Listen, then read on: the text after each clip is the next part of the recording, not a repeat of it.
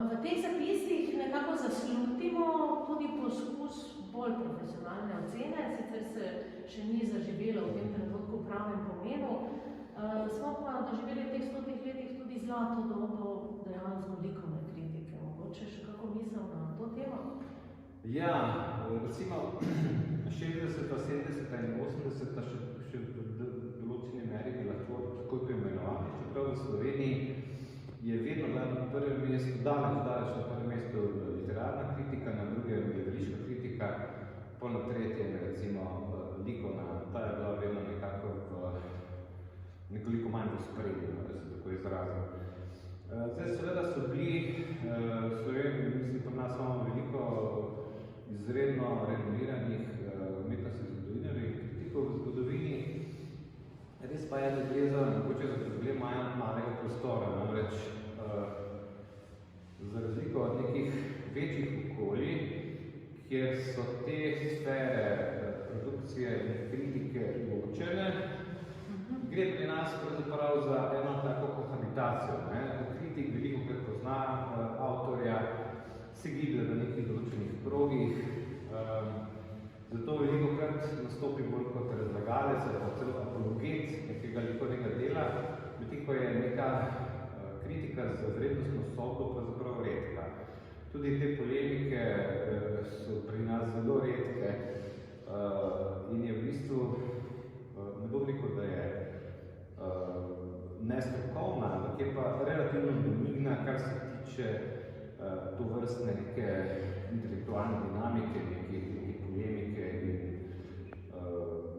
pač nekih tovrstnih družbenih napetosti, ne v slabem pomenu, ampak ki bi pač dajali nek ton neki sceni. Mogoče je tega pri nas malo premalo. V nekem New Yorku, Londonu, Parizu, Moskvi lahko kritik pač piše o ljudeh, tako ali drugače. V majhnih sredinah je pa to izredno težko in se... Imaš kakšen nasvet, priporočilo? Ker dejansko se mi zdi, da v tako majhnem prostoru to nemogoče se izogniti, da se nekaj upet. Ja, mislim, da je to odločitev vsakega posameznika pravzaprav, ampak vsak se na nek način izogiba konflikta, in če živiš v neki sredini, pač se nekako prej se prilagodiš in pač mogoče ta ostrina otopiti, tudi če jo obstaja. Na sveta pa nima. Samo še nekaj. Ni pa to za likovno kritika nobena posebnost, verjetno je še večji problem pri gledališki ali pa pri literarni kritiki tega. Ti si v svojem besedilu ob 100. obletnici zapisal, da bo kritika izvenela. Ja, zdaj, če pogledamo čisto statistične podatke o številu kritik v tiskanih medijih, so ti resnično v zadnjih 30 letih drastično upadli. Prej smo že rekla, glede usode na spletu. Največ na spletu je pa spet brali predstavljen pred dilemo, še posebej manj poučen, ali je to zdaj res zapis nekega relevantnega kritika, ali je to mogoče zdaj nek esejček nekega nadbudnega intelektualca. Skratka, glede na poplavo tovrstnih zapisov na spletu, je treba najprej pravzaprav ugotoviti, katere tekste se splača prebrati in katere ne. In tu je zdaj izjemno težka odločitev in zapletena.